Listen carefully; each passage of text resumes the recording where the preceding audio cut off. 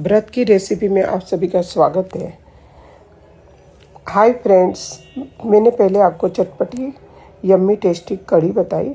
अब मैं उसके साथ सामक बड़ा यम्मी लगता है, तो सामक की रेसिपी बताने जा रही हूँ। तो आपको सामक की रेसिपी के लिए सबसे पहले एक कढ़ाई लेनी है।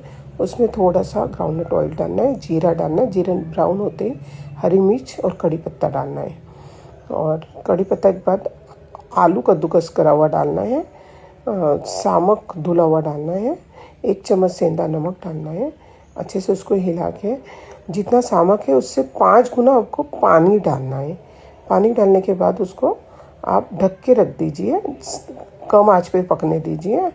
पकने के बाद आपको थोड़े मूंगफली के दाने डालने हैं, हरे धनिया कट करके डालने हैं और आपका यम्मी टेस्टी सामक कढ़ी के साथ एंजॉय करिए। Thank you.